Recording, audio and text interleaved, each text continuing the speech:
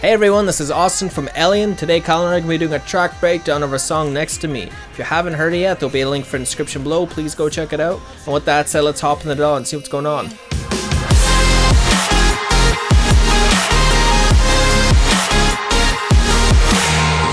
So here we are in the session for Next to Me. Joining me is of course Kyle, the other half of Elyin.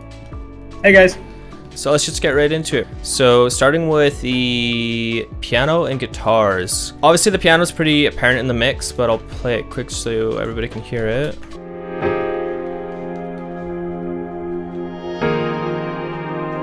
So we've got the piano on the top layer right up here, just playing pretty static chords, nothing crazy. You've got a reverse piano to kind of pair with it.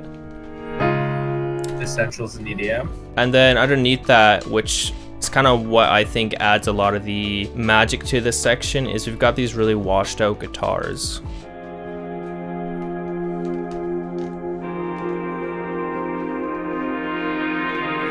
So these aren't anything too crazy, it's just to like a double tracked guitar part, and then we've got this mono reverse guitar chord happening, as you might have heard there too. All that I think is just going through one reverb, like a group track with a reverb on it, just to really wash it out. And then on top of that, we've got this slow high cut, just gradually opening up as we get farther into the chorus section here. A lot of the parts in this project are actually from an older project. So as you can kind of see with the guitar, with the piano, a lot of it is already bounced to audio. We don't have anything going on those tracks just because they've already been processed and they're already mixed ready as they are. So that's going to be quite a few of the tracks in this project, but we still remember like a lot of what was going on in the original project, so we can still give you guys a little bit of a look into those. So jumping down to the bass section, it's actually pretty straightforward. Comes in during the build-up section of the chorus. I think it's just a saw with a low pass filter on it that kind of just closes every time a note plays.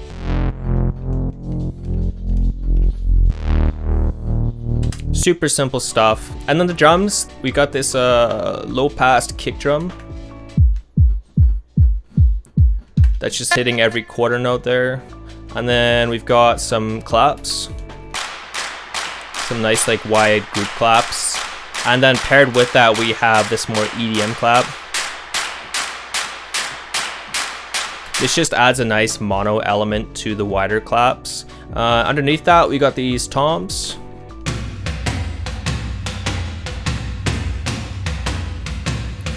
And then to kind of pair with that, we also have these snare rolls underneath it.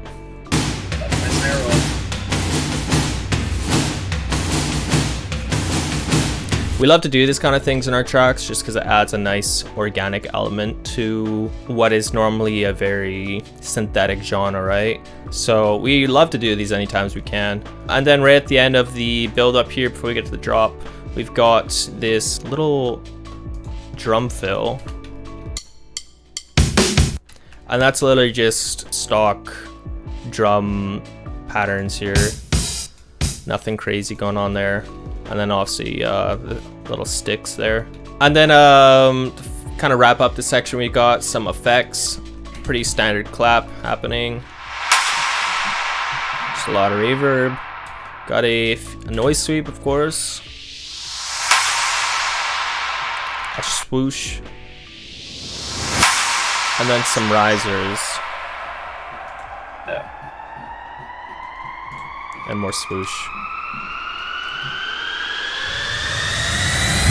And that's the effects for that section. It's carrying all the tension going forward into the drop. That's key when you're writing dance music. Of course, yeah, of course. Into the drop, favorite part. So before we dive into the lead, I kind of want to actually go through the chords just because I feel like that's the foundation of the drop here. We've obviously got a lot of guitars going on here. This is the main guitar track right here. Just playing power chords, like honestly really standard guitar work. We've got the archetype Pliny by Neural DSP. Same thing on both tracks, just one's pan left, one's pan right, double tracked obviously, don't use the same audio. And then we've got our acoustic guitars at the bottom here.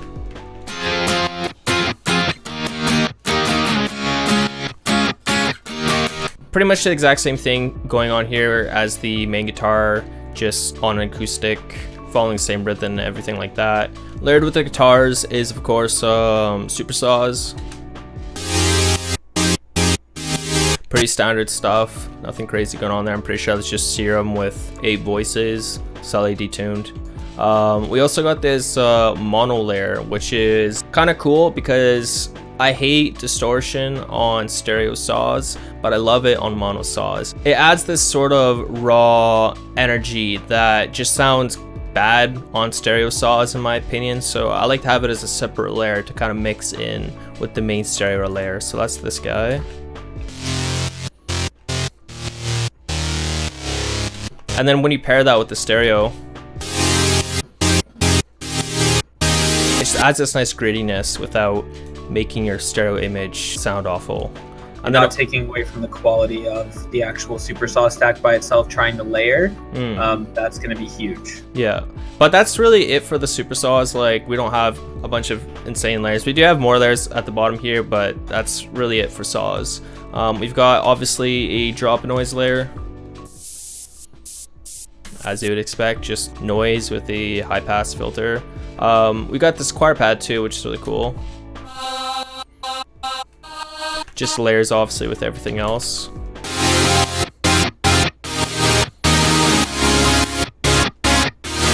So underneath all the chord stacks we got going on, we also have a few extra like ambient layers that are just there to add this depth to the drop section.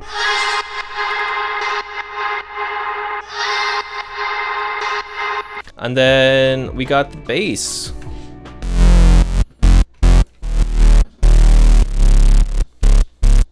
So for this, I'm pretty sure what we had going on in the original session was a sub layer, which I think was just a triangle wave in Serum or something. We had a wide saw patch. It was probably just like 2 or 3 voices. And then kind of similar to like what we did with the saws above, we had a mono version of it, which we then distorted. Yeah, we had a mono layer on top of that we then distorted to add a more gritty vibe to the sound. And then for the lead, we've got a few different things going on here. We've got a vocal layer, of course. We like to do this for pretty much every song just because having that human element really adds a certain level of organicness to the sound. Gives a nice presence to the lead, a really nice presence behind it. This is what the vocal layer is.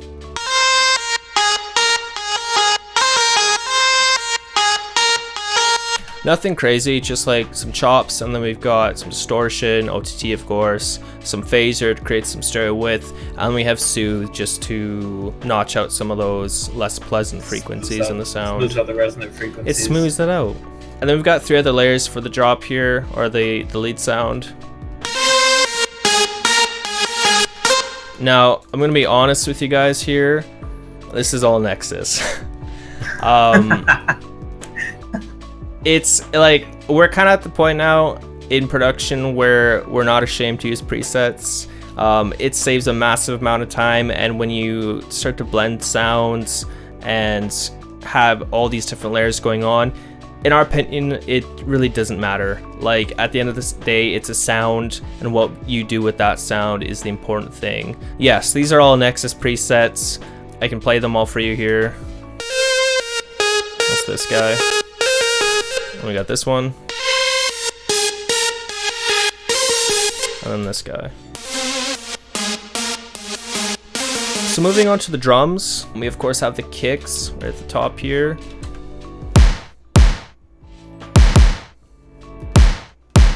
So overall there's 3 different layers. We have the main layer, which is this one. This is honestly a it's a Vengeance sample, and then we have this stomp sample. So it's just got some EQ on it. That's about all that's going on. And then lastly, we have actually a click sample. And then you pair that with the other drums. And you get this nice clicky kick. Transient helps it punch through quite a bit more, so it gives it that little bit of extra oomph. Yeah, exactly. It just helps add presence. Next, we got the snare. Like the kick, we have a similar workflow going on here where we have a sort of main sample that's like the foundation of the sound, and then we kind of layer additional sounds on top of it. So here's just the main snare sound. And like the kick, it's just a Vengeance sample, nothing crazy going on here. And then we've got some cymatic samples actually. We got pretty much this one going every hit, except back here we got a sort of trade-off happening. So we got this one here, and then on every 4th hit, it switches to this other sample right here. So here's that. Like that sample, we've got a few more going on down here too.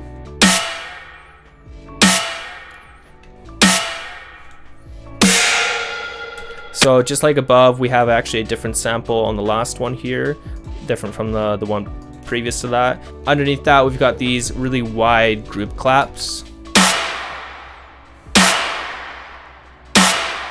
And then, of course, we have some reverse snare samples too, or it's like a reverse clap, yeah. And then that's just, again, for transitional effects. Into it. Yeah. As for the rest of the section, it's pretty standard stuff. We got a hat loop here. Crash. It's got a bit of a fade on it, just to let the kick come through a little more. For the effects section, I think we just have a couple like little laser sweep sounds. And then we got a little riser near the tail end to help it transition into the verse section. Pretty standard. I think actually, did I make this? Yeah. Yeah, it's literally just a super saw, head distortion. What is this even doing? Oh, volume. Yeah, distortion, volume, automation, and reverb. For the second half of the drop, we actually have this other guitar layer that comes in too. It pretty much just plays a third on top of the power chords that are playing in the main guitar layer.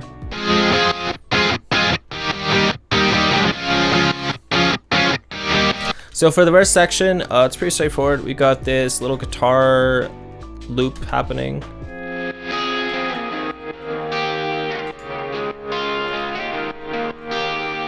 And that kind of just continues over and over.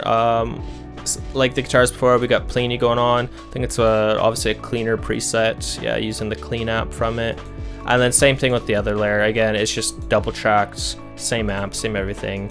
We got a couple, actually more than a couple layers going on for the pads.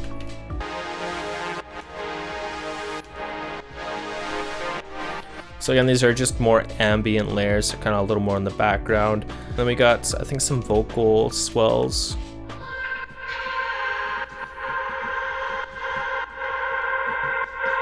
These really add a nice presence right behind Austin's vocal when you actually hear it in context of the mix. You don't hear it as much, but it really layers nicely as ear candy behind it just to give the song more movement, more presence.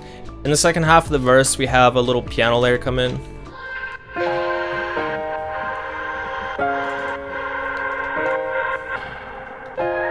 The bass section's pretty straightforward as usual. Literally just the sub. That's it. Aside from the sub bass, we just have this little bass slide here that I recorded with my bass guitar, which you'll probably see in the background there. For the drum section, we actually carried on the kick from the drop, but we just removed that that click layer that we had. Yeah, the transient layer that was adding a lot of the energy to it. So once you actually remove that, it becomes a lot more toned down and worked really well for the verse section. The main difference in the drums here is actually the snare part. We've got a cymatic snare. It's really like basic lo-fi kind of vibe. And then we got another cymatic snare. Shout out cymatics. And then we've got this little snare rim shot. Another accent layer. Comes in every second hit, and then some snaps underneath all that. Hats, I think, are actually exactly the same as the drop, just minus like one tone down. Yeah, I think it's like every eighth. No, it's quarter notes versus like eighth notes in the drop section. For the fills, we got this little bonga conga. We're not sure which one it is, but Percussion, yeah. And I think this is just a Cuba. I guess, by Native Instruments. And then we got some EQ, just coming out some of the mids, distortion, Haas effects, and then we've got like the Echo Boy for that delay sound going on there. And then we also got this little tom fill happening kind of mid-section here, which I think is BFD. No, it's damage. Yeah, I thought that would be BFD. And then for the effects, it's again just a bunch of swooshes, I think. Yeah, we got a hit there, another little rise and hit here. For the hats, kind of going back to those because we actually have another layer that comes in halfway through here. You have what I usually call sprinkler hats. As the name implies, kind of has a trap vibe, yeah. So those just pair with the main hats that we talked about before.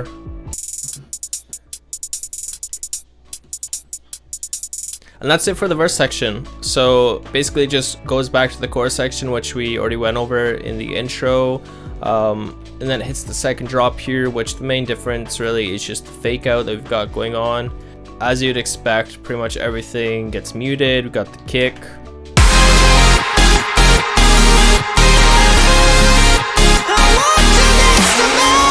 And then we basically just bring it back with the snare layer that we had going on before. And then we also just have this little bass fill sound that essentially acts as a sort of reintroduction to the drums. And then for the outro section, it essentially just repeats the chorus section, but then we've got the low pass filter that just gradually closes up, and that's how the song ends. Gives you some closure. Unlike that relationship in high school. Okay. So going over the vocals now, we've got quite a few different things going on in terms of production. We've got our lead layer right here. We got a double, two doubles, of course, left and right for panning. Same thing with harmonies. We've got a left harmony and a right harmony, a second harmony, left and right. We've got this low octave layer, which is just Alter Boy with the octave set down. And then we have this splash layer, which is actually really cool. It's essentially the lead vocal with the Alter Boy octave higher, and then we kind of distort it and wash it out with a lot of reverb. Kind of like an accent thing to really just highlight certain words and sections, right? And then we got what I call the ghost vocal, which is that classic technique where you take the vocal, reverse it, throw reverb on it, print that, reverse it again. So now your vocals are playing back in its original state, but then you've got this reversed reverb effect attached to it. So that's what this sounds like.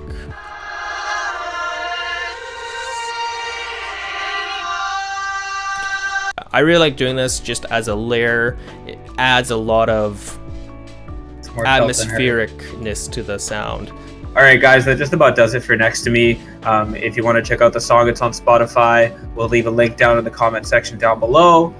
Don't forget to like, comment, and subscribe. And we've got plenty of new content on the way soon. We'll see you soon.